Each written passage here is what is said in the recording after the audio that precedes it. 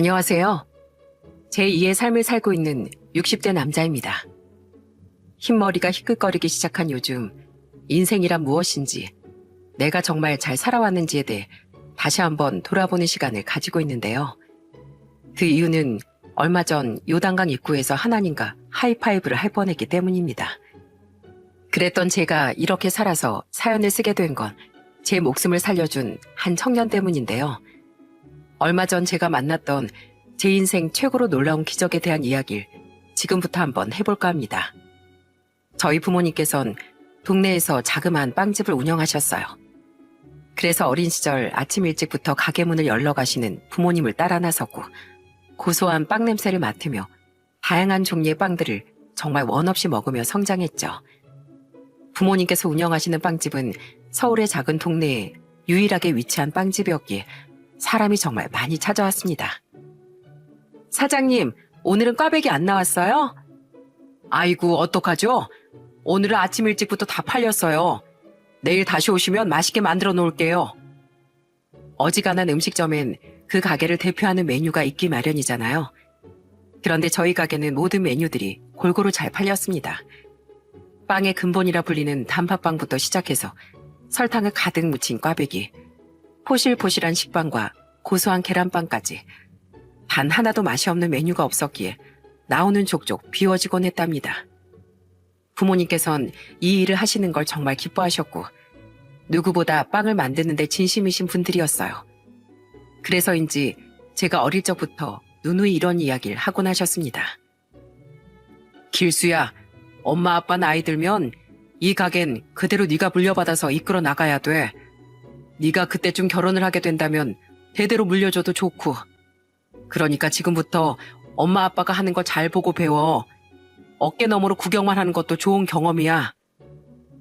사실 제가 이런 것에 관심이 전혀 없었다면 부모님의 말씀에 조금도 귀를 기울이지 않았겠지만, 나고 자랄 때부터 봐온 것이 이거 하나뿐이었고, 매일 아침마다 풍겨오는 고소한 빵 냄새를 사랑했기에 부모님의 말씀대로 나중에 어른이 된다면 이 가게를 꼭 운영해야지.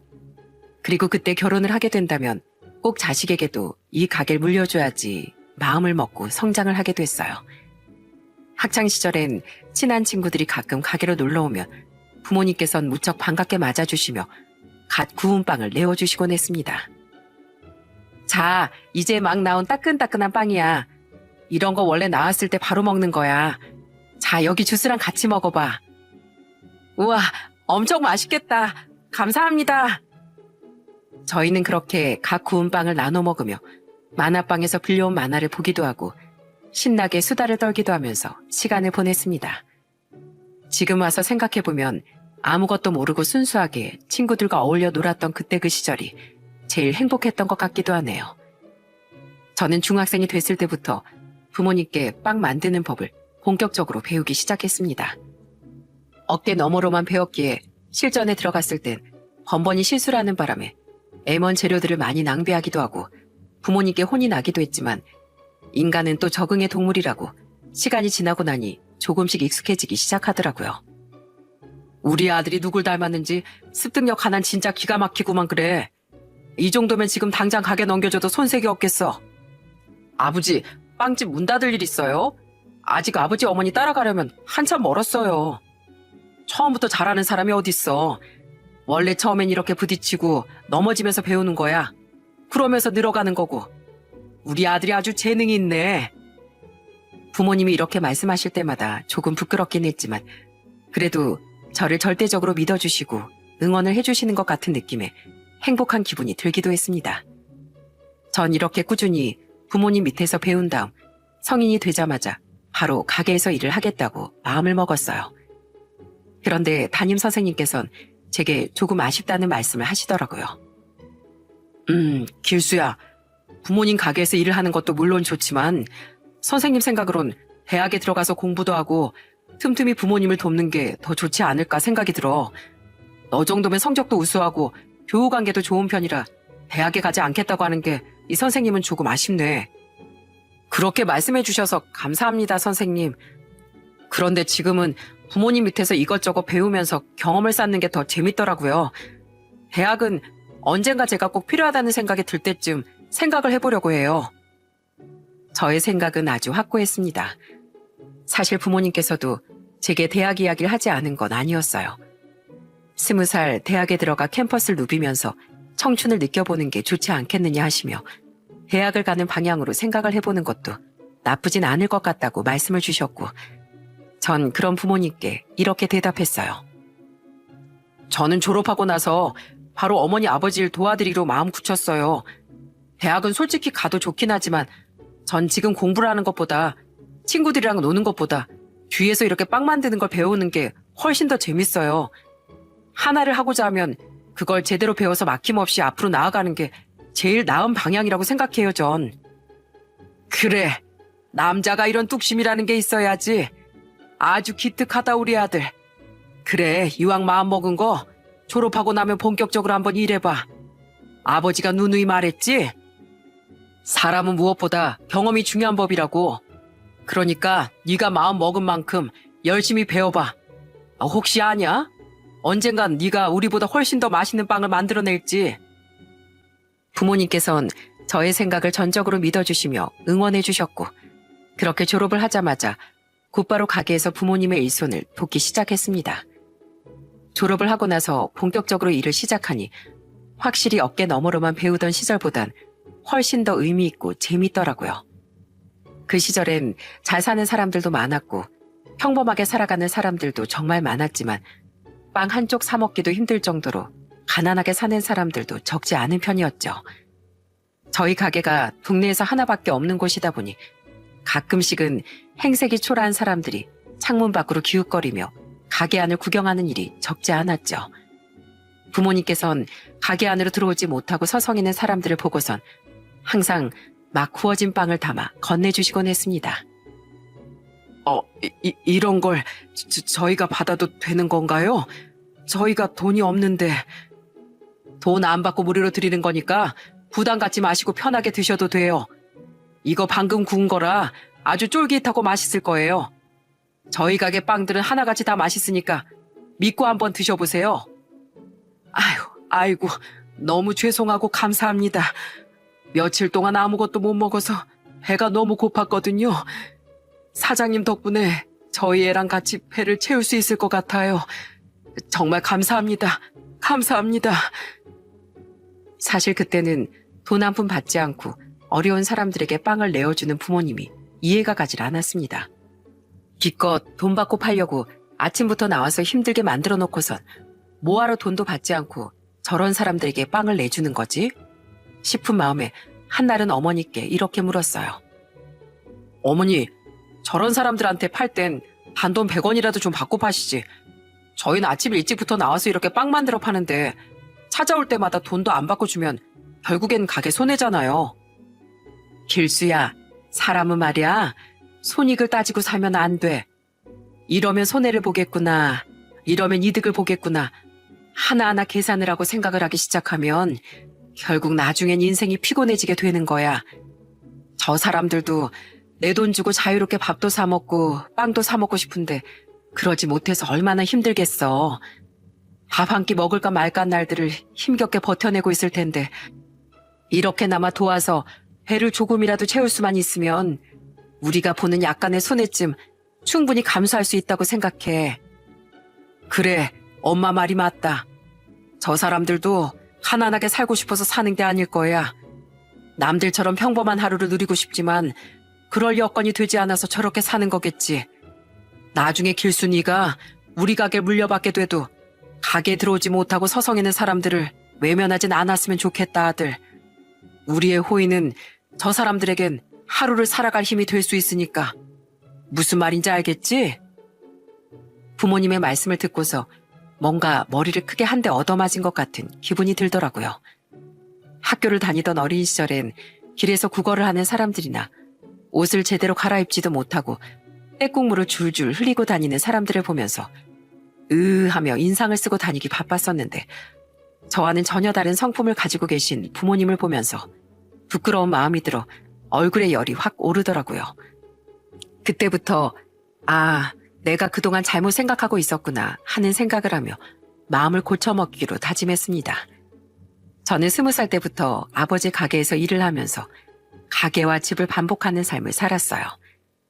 친한 친구들도 모두 대학을 진학하게 되면서 서로 바빠 거의 만나지 못했고, 만난다고 하더라도 동네에서 오다 가다 마주치며 인사를 하는 게 전부였죠. 그렇게 바쁜 일상을 살던 시기에 지금의 아내를 만나게 됐습니다.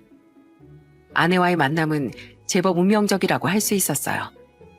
아내가 저희 가게 단골 손님이었기 때문이었죠.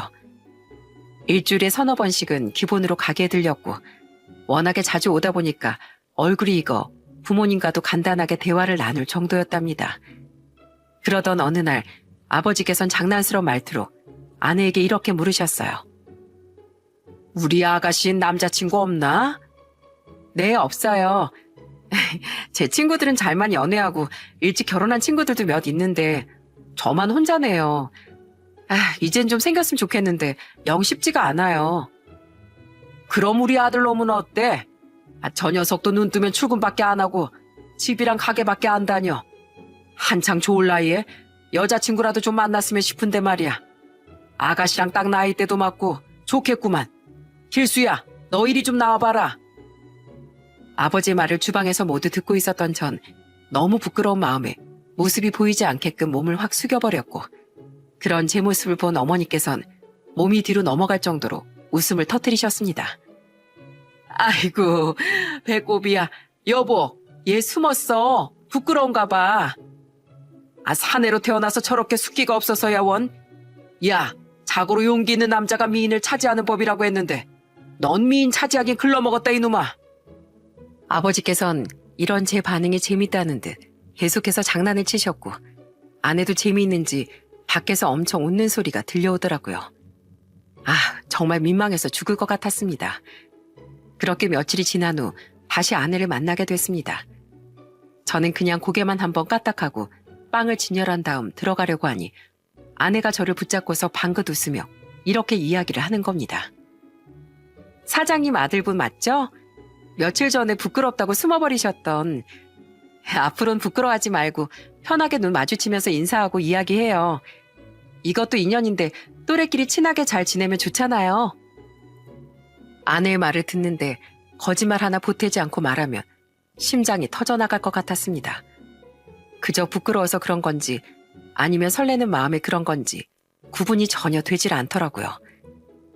그렇게 아내는 매번 가게에 들를 때마다 제게 소소하게 말을 걸기 시작했고, 처음엔 불편함, 부담스러움, 그리고 부끄러움 같은 복합적인 감정을 느끼던 저도 점점 아내가 편안해지기 시작했어요. 그러다 보니 어느덧 아내와 저는 자연스럽게 좋은 감정을 가지고 단골 손님과 사장님의 아들이라는 관계에서 연인으로 발전을 하게 됐습니다.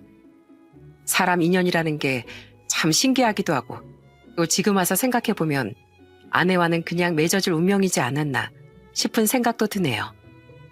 저희는 성격이 잘 맞았고, 또 아내가 워낙 밝고 긍정적인 성격이었기에 5년간 트러블 없이 만남을 이어오다 30이 됐을 무렵 결혼을 약속하게 됐습니다. 저희가 결혼을 한다고 하니 부모님께서 너무나 좋아하시더라고요. 우리 가게 단골 손님을 며느리로 다 받아들이는 날이 오고 사람 인연이란 알다가도 모를 일이라니까. 안 그래 여보? 그러니까 말이야.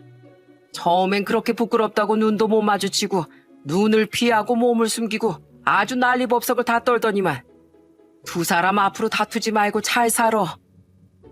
저희 부모님께서도 아내를 반갑게 맞이해 주셨지만 처갓집에서도 절 두 팔 벌려 반겨주셨습니다. 알고 보니 장인어른과 장모님께서도 저희 가게 빵을 무척이나 좋아하시고 자주 드셨다고 하더군요. 항상 가게 갈 때마다 친절하게 인사해 주시는 부모님도 너무 좋고 빵 맛도 좋아서 자주 가게 된다며 어찌나 칭찬을 해주시던지 양가의 따뜻한 분위기인 상견례장까지도 그대로 이어졌습니다. 저희는 양가 부모님들 모두의 축복 속에서 결혼식을 올렸고, 결혼식을 올리자마자 소중한 생명이 찾아와 줬습니다. 아내는 임신 초기 입덧이 굉장히 심한 편에 속했었는데요. 고기 냄새, 과일 냄새엔 구역질을 하고 입에도 대지 못하는 수준이었지만 딱 하나, 저희 가게에서 파는 빵 하나만큼은 정말 맛있게 먹어줬습니다. 빵은 잘 들어가? 속 안 울렁거려? 다른 건 하나도 안 들어가는데 진짜 신기하게 이거 하나만큼은 잘 들어가네. 나도 너무 신기해. 어떻게 이럴 수가 있는지. 입덕 기간 동안 빵만 주구장창 먹는 아내를 보며 정말 좋아하나 보다, 신기하다 라는 생각을 하기도 했지만 그래도 심한 사람들은 물 한 모금 마시지 못하고 주구장창 토를 한다는데 이거라도 잘 먹어주니 참 다행이다 싶었죠. 그렇게 10달이라는 시간이 지나 저희 두 사람 사이엔 떡두꺼비 같은 아들이 한 명 태어나게 됐고 저희는 온전한 가정을 이룰 수 있었습니다. 그리고 아이가 태어난 지 3달 정도가 지났을 무렵쯤 부모님께서 절 부르시곤 이런 말씀을 하시더라고요. 길수야, 너도 이제 가정을 가졌고 30살이 됐으니 슬슬 가게를 물려받아도 되지 않겠냐? 무슨 소리세요? 벌써 가게를 물려주시다뇨. 어머니 아버지 아직까지 정정하시잖아요. 이제 우리도 흰머리가 올라오기 시작했고 얼굴에 주름살도 한 줄 두 줄 늘어나는데 너희 엄마랑 나도 이제 조금은 쉬어야 하지 않겠냐. 너한테 가게 넘겨주고서 우린 살아오는 동안 모아온 돈 가지고 여행이나 다니면서 노년을 즐겨보련다. 하나밖에 없는 아들내미도 이렇게 번듯하게 잘 키워놨겠다. 장가도 보내놓고 손자도 받겠다. 며느리도 받겠다. 빵집도 이 정도면 성공했겠다. 우리한테 이룰 것이 남은 것도 아니고 더 이상 미련 남은 거 없다. 깔끔하게 너한테 물려주마. 부모님에겐 청춘의 전부였고 인생의 한 조각이었을 이 가게를 물려받는다고 생각하니 기분이 좀 이상했습니다. 오랜 세월 동안 부모님께서 고생을 하셨던 것도 맞고 쉴 틈 없이 달려오셨던 것도 맞았고 일찌감치 시작을 해봐도 나쁠 것 없겠다 싶었기에 저는 부모님의 가게를 물려받기로 결심했습니다. 부모님께서는 그동안 가게를 어떻게 운영해 오셨는지에 대해 하나부터 10까지 꼼꼼하고 자세하게 제게 인수인계를 해주셨고 한 달 동안 하나도 빠짐없이 기록한 후 본격적으로 저 혼자 가게를 운영하게 됐습니다. 언제나 셋이었던 이 공간에 이제 저 혼자 남게 되니 기분이 영 묘하기도 하고 어깨에 책임감이라는 무게가 느껴지는 것도 같았어요. 육아를 위해 휴직을 하게 된 아내는 저녁쯤 종종 아이를 얻고 빵집에 들러 가게 정리를 돕곤 했습니다. 부모님과 함께 일을 할 때보단 훨씬 더 피로했고 몸이 힘들긴 했지만 그래도 아내가 이렇게 도움을 주기도 했고 또 가게에 오시는 손님들도 얼굴이 익숙한 손님들이 대부분이었기에 불편한 부분은 조금도 없어서 만족했습니다.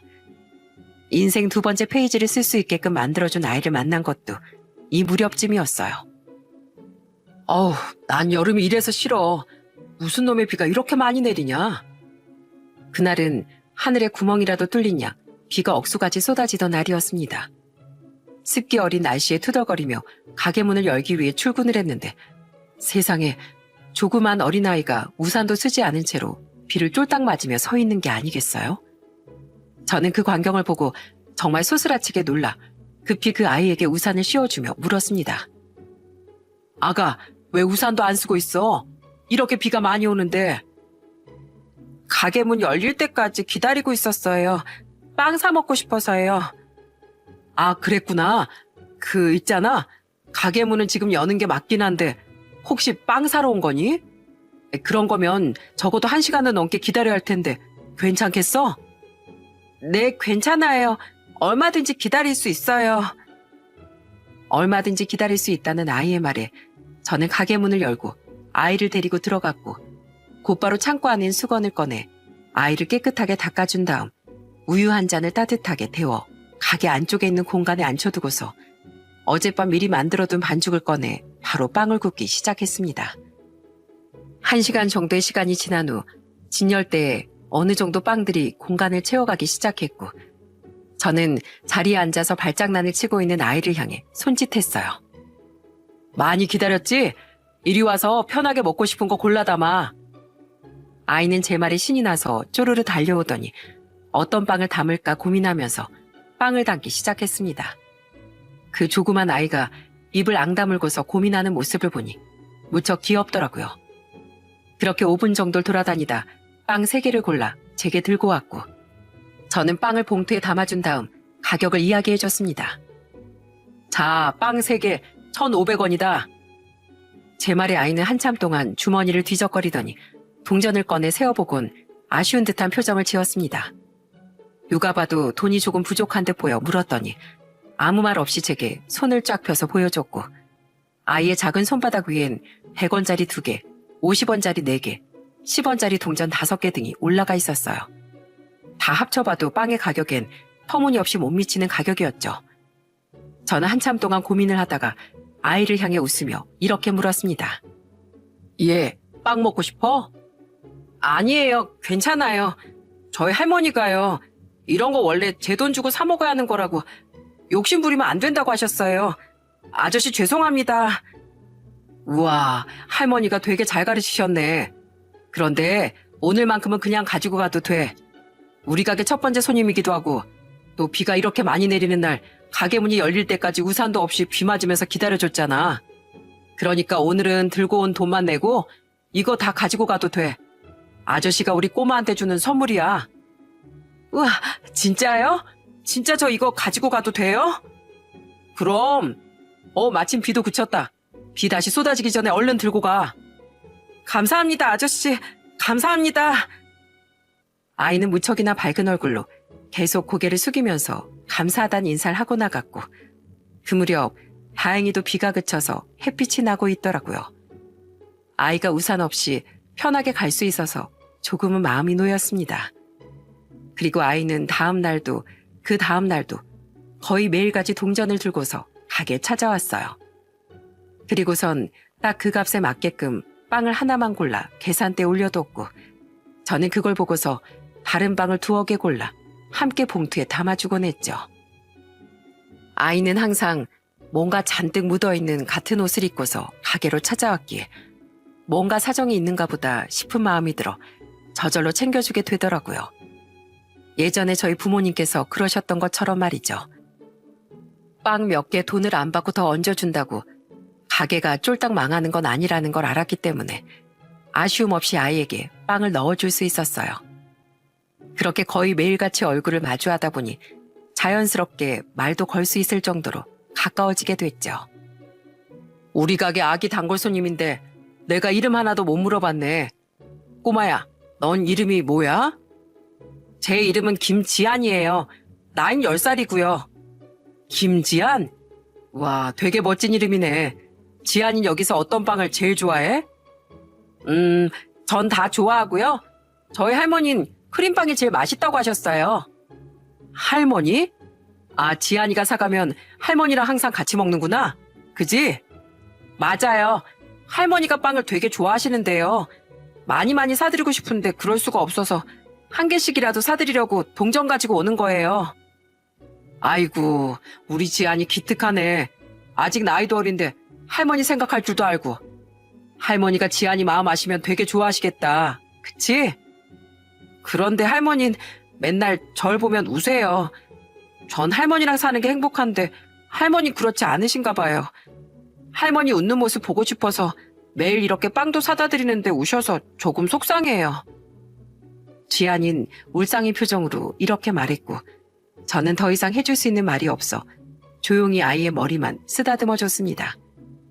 뭔가 깊은 사정이 있는 아이가 분명하다 생각이 들었지만 아직 나이가 어린 꼬마이기도 했고 본인도 모르는 것들이 있을 테고 또 안다고 해도 굳이 상처를 꺼내고 싶지 않아 무슨 사정이 있느냐고 물어보지 않았습니다. 그렇게 지안이가 저희 가게 찾아온 지 한 달이라는 시간이 흘렀을 무렵쯤 여유로운 평일 오후 머리가 하얗게 센 할머니 한 분이 찾아오셨어요. 그러시더니 저를 보고 눈물을 글썽이면서 손을 잡고 이렇게 물어보시더군요. 혹시 그쪽이 여기 사장이요? 네, 맞습니다. 제가 여기 사장입니다. 근데 누구신지... 저를 찾아온 백발의 할머니는 바로 지안이의 외할머니셨습니다. 할머니께선 제 손을 잡고 눈물을 뚝뚝 흘리시면서 감사하다며 계속해서 고개를 숙이셨어요. 우리 손주 올 때마다 항상 서비스로 빵 2개를 더 넣어줬단 이야기 들었어요. 이 녀석이 매일같이 빵을 사오길래 뭔가 이상하다 싶었죠. 빵값이 아무리 비싸지 않기로써니 이렇게까지 매일 사올 수는 없다 싶어서 지안이를 자꾸 물어봤어요. 돈이 어디서 나서 이렇게 맨날 빵을 사오는 거냐고. 그랬더니 울면서 말을 하더라고요. 할머니가 빵 좋아하니까 사드리고 싶었다고. 그래서 자기 돼지 저금통에서 동전을 하나씩 꺼내가지고 사온 거라는 말을 듣고 어찌나 눈물이 나든지. 그런데 사장님께서 매일같이 우리 손자한테 서비스로 2~3개씩 더 넣어줬다는 말을 듣고서 이렇게 찾아왔어요. 아직 세상 물정도 모르는 어린아이인데도 모질게 대하지 않고 따뜻하게 대해줘서 너무 고마워요. 아이고, 아닙니다, 어르신. 저는 그냥 아이가 너무 순수하고 맑고 예뻐서 하나라도 더 챙겨주고 싶은 마음에 이왕 사는 거 몇 개 더 넣어줬을 뿐인걸요. 지안인 우리 막내딸이 낳은 아들이에요. 막내 사이가 사업에 실패하고 나서 이혼을 하게 됐고, 막내 사이가 지안이에 대한 양육권을 포기하면서 우리 딸이 데리고 오게 됐죠. 그런데 이혼한 지 3개월도 지나지 않아서 막내딸이 저희 집으로 지안이를 데리고 와선 자긴 다른 남자랑 재혼할 거고 외국으로 떠나버릴 거라고. 그러니까 저더러 애를 좀 키워달라고 하는 거예요. 그래서 어디로 갈 거냐, 무슨 소리냐 하고 물었는데 대답 하나 안 해주고서 그냥 애만 덜렁 남겨놓고 훌쩍 떠나버렸어요. 대체 어디로 간 건지, 지 새끼 떼어놓고 마음 편히 잘 살곤 있는지, 속 타는 애미 마음은 아는지. 그때부터 지안이가 할머니랑 둘이서 살게 된 거였군요. 그렇게 됐어요. 저도 그렇게 형편이 넉넉하진 않았는데 그래도 저 어린 거 밥은 굶기고 싶지 않아서 허드렛 일을 하며 몇 푼 되지도 않는 돈을 벌었죠. 오직 지안이 하나 먹여 살리겠다는 생각 하나로요. 내가 올해 70이 넘어서 이젠 앉았다가 일어서는 것도 힘들어서 지금은 일도 못하고 있고 누워만 있습니다. 할머니는 한 번 해봐도 몸이 좋지 않아 보이셨습니다. 그리고 지안이의 이야기를 듣고 있으니 마음 한구석이 시큰거리는 것 같았어요. 가끔 지안이와 이야기를 나눠보면 아이답지 않다는 생각이 든 적이 있는데 아마도 할머니가 힘들게 자신을 키우는 걸 알았기에 철이 일찍 든 건 아닐까 하는 생각이 머릿속을 스치더군요. 이후 할머니께선 제게 꼬깃꼬깃한 봉투 한 장을 내미셨습니다. 우리 지안이가 짧은 시간 동안 너무 많은 민폐를 끼친 것 같아 미안해요. 그동안 공짜로 받은 빵값 내가 봉투에 담아왔어요. 정말 미안하고 또 고마워요. 아닙니다, 어르신. 정말 이 돈 주실 필요 없어요. 전 정말 지안이가 너무 예뻐서 더 먹으라고 넣어줬을 뿐입니다. 겨우 빵 몇 개 더 얹어준다고 피해보는 거 없으니까 안 주셔도 됩니다, 어르신. 할머니는 계속해서 그 봉투를 제게 건네려 하셨지만 저는 끝내 그 돈을 받지 않았습니다. 그리고 저는 빵 몇 가지와 봉투에 5만 원을 넣어 할머니께 건네드리며 이렇게 말해드렸어요. 이거 제가 집에 가서 지안이랑 같이 드시라고 좀 넣었어요. 뭔가 더 맛있는 걸 드리고 싶은데 저희 집이 빵집이라 드릴 게 빵밖에 없어서 저번에 크림빵을 좋아하신다고 하셔서 크림빵 좀 더 넣었어요. 그리고 이 돈은 얼마 안 되지만 생활비로 쓰시면 좋을 것 같아요. 지안이랑 맛있는 거 사드세요. 필요한 것도 좀 사시고요. 아니, 이렇게 챙겨주면 도대체 뭐가 남아요?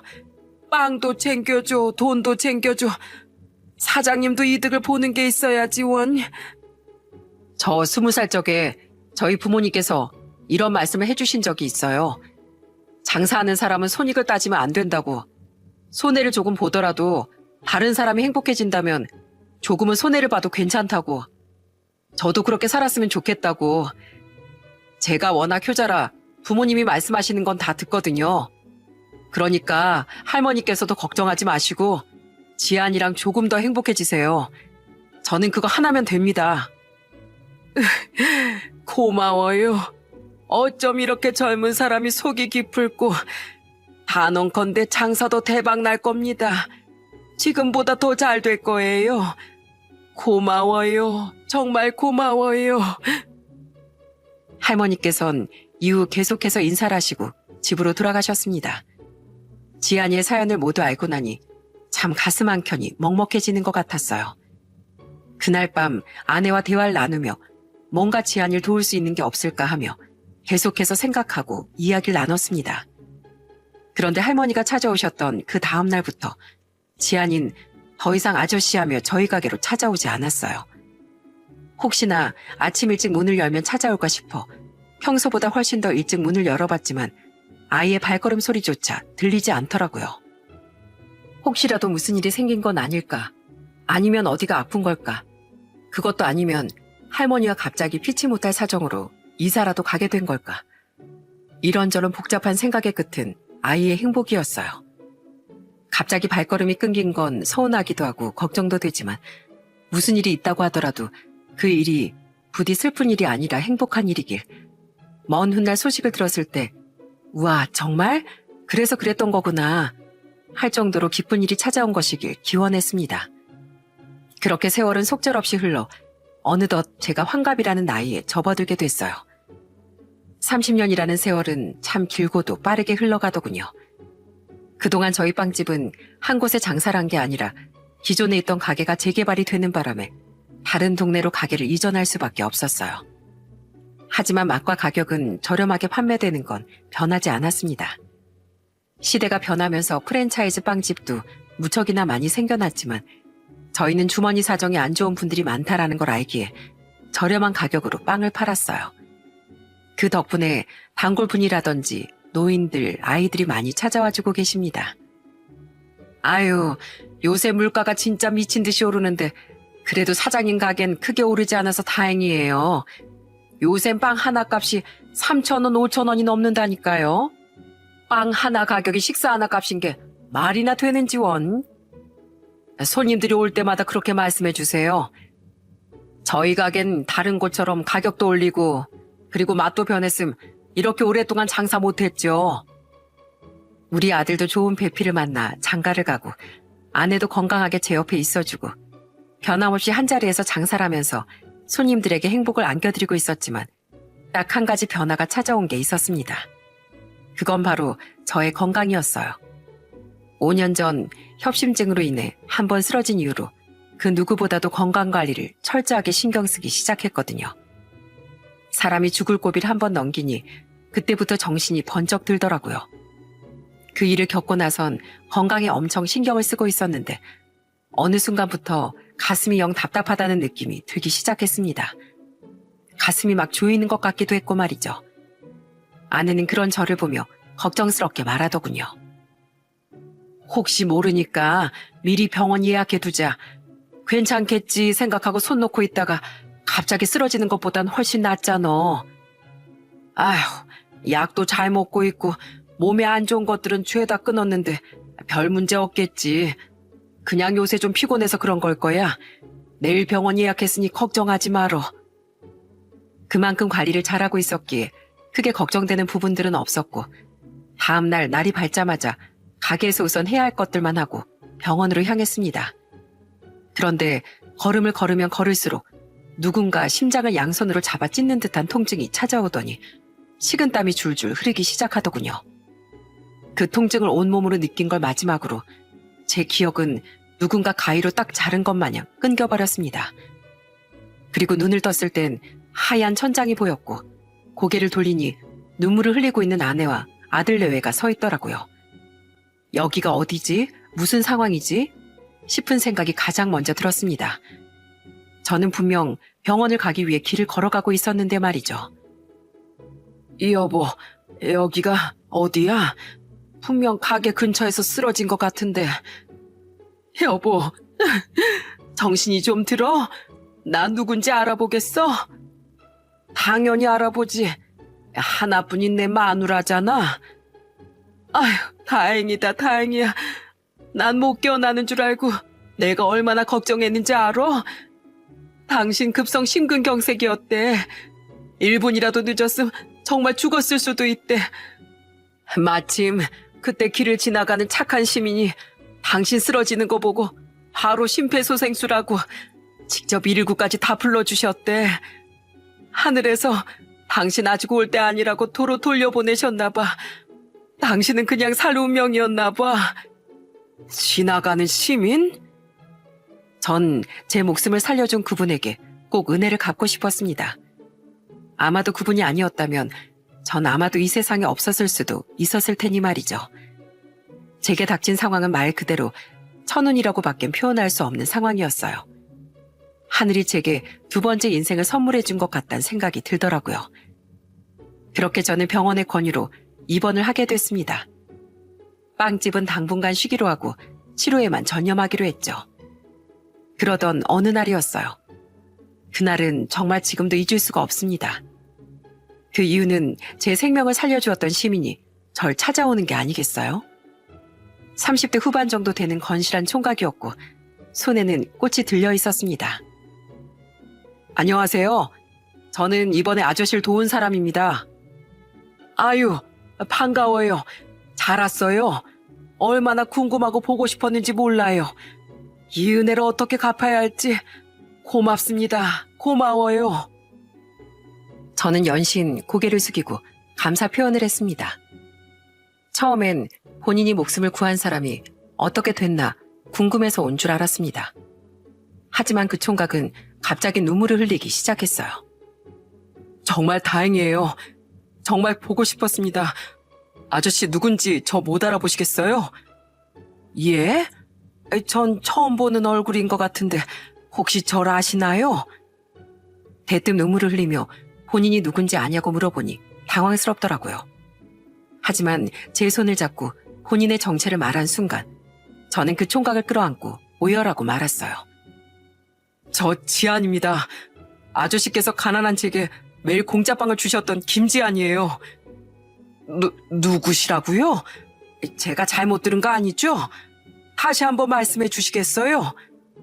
김지안이요. 30년 전에 아저씨 가게에서 동전만 들고 와서 빵 사 먹었던 지안이, 그 김지안이에요. 아이고, 이게 누구야? 정말 네가 지안이냐? 진짜 지안이가 맞아? 아이고 세상에, 이게 얼마만이냐? 어떻게 이런 일이 있을 수가 있어? 정말 듬직하게 잘 커졌구나. 잘 커졌어. 저를 살린 사람의 정체는 바로 30년 전 저희 가게에 동전 몇 개를 들고서 빵을 사 먹으러 오던 꼬마아이 지안이었습니다. 30대였던 그때와는 달리 저도 많이 늙었는데 어떻게 제 얼굴을 알아봤나 너무 궁금하기도 했고 반갑기도 하고 신기하기도 했어요. 그리고 가족들이 모두 집으로 돌아간 저녁 아무도 없는 병원 복도 의자에 앉아 지환이와 그동안의 이야기를 나눴습니다. 지안아, 그동안 잘 지냈어? 30년이라는 긴 시간이 흘렀는데 이 아저씨 얼굴은 어떻게 알아본 거야? 저랑 어렸을 때 같이 찍은 사진도 있고 어떻게 아저씨 얼굴을 잊을 수가 있겠어요. 아저씨는 제가 꼬마에서 성인이 돼서 못 알아보시겠지만 전 아저씨를 한 번에 알아볼 수 있었어요. 흰머리만 있을 뿐 그때 그 모습하고 똑같으세요. 아이고, 그랬어? 그때 우리 사진도 찍고 그랬었지. 이 아저씨도 정말 보고 싶었다. 보고 싶었어. 이렇게 찾아와줘서 정말 고맙구나. 우리 지안이 그동안 어떻게 지냈니? 녀석 온다 간다 말도 없이 그렇게 갑자기 사라져버려서 얼마나 아저씨가 걱정했다고. 죄송해요. 그때 절 키워주신 외할머니 기억나시죠? 그럼 기억나고 말고 세월이 흘렀어도 그거 하나만큼은 선명하게 기억하고 있어. 어느 날부턴가 할머니가 몸이 많이 안 좋아지기 시작하셨어요. 그래서 그 소식을 들은 외삼촌께서 곧장 오셔가지고 저와 할머니를 데려가셨어요. 할머니가 정말 위독하셨거든요. 그래서 곧장 외삼촌이 사시는 경상도 진주로 내려가 거기서 지금껏 살아왔어요. 에휴, 그랬구나. 그런 급박한 상황이 있는 줄도 모르고 난 많이 걱정했었지. 동네 사람들한테 지안이 못 봤냐고 얼마나 묻고 찾아다녔는지 몰라. 죄송해요. 전 그냥 그때 어른들 손에 이끌려가다 보니 인사할 틈도 없었어요. 그래서 할머니는 어떻게 되셨어? 할머니는 외삼촌 댁으로 옮기신 후 한 달도 안 돼서 돌아가셨어요. 제 손을 꼭 붙들면서요. 외삼촌 외숙모 말씀 잘 들으라고 하시면서 그렇게 조용히 눈을 감으셨습니다. 아이고, 그러셨구나. 그럼 그동안 외삼촌과 함께 지냈던 거야? 네, 얼마나 저한테 잘해주셨는지 몰라요. 두 분 덕분에 이렇게 건강하게 잘 자랄 수 있었어요. 지안인 다행히도 외삼촌네 집에서 잘 지냈던 걸로 보였어요. 근데 지안아, 날 어떻게 발견한 거야? 전에 운영하던 가게도 재개발돼서 다른 동네로 이전을 했었는데. 네, 맞아요. 아저씨 찾으려고 얼마나 고생을 했는지 몰라요. 가게 이름도 바뀌셨더라고요. 그랬지. 가게 이전하면서 우리 손주가 태어나서 가게 이름을 우리 손주 이름으로 바꿨었지. 그래서 아마 찾기 힘들었을 거야. 네, 아무리 검색을 해도 안 나오더라고요. 그래서 틈틈이 시간을 내고 찾아다니다 마침내 발견하고 아저씨를 뵈러 가던 날이었어요. 아저씨를 발견하고 반갑게 멀리서 인사하려는 참에 아저씨가 갑자기 가슴을 부여잡고 쓰러지시는 거예요. 그래서 급하게 심폐소생술을 하고 119에 제가 신고를 했던 거였어요. 아이고, 그랬구나. 너 아니었으면 난 이미 이 세상 사람이 아닐 거야. 고맙다. 고마워, 지안아. 지안이 그동안 절 찾아다녔던 걸로 보였습니다. 저는 그런 것도 모르고 30년이라는 세월이 지나 지안이란 이름을 잊고 살았는데 말이죠. 내게 다시 와준 지안인 제 생명의 은인으로 제 앞에 당당히 나타났던 거였습니다. 그래, 지안아. 넌 하는 일이 뭐냐? 뭔데 그렇게 능숙하게 날 살릴 수 있었던 거야? 네, 지금은 119 구급대원으로 일하고 있습니다. 119 구급대원? 아주 훌륭한 일을 하고 있구나. 그래서 네가 날 살렸던 거였어.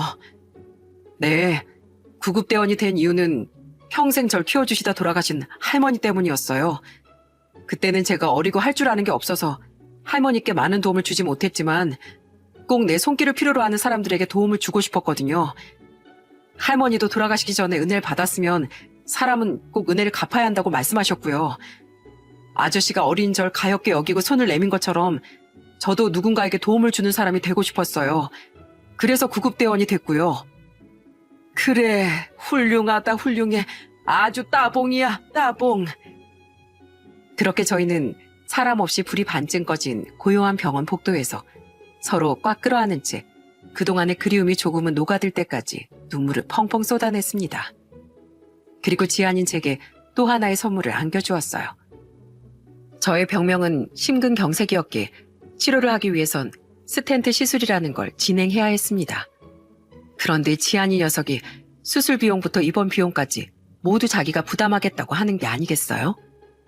저는 그 말을 듣고서 정말 깜짝 놀라 이렇게 말했습니다.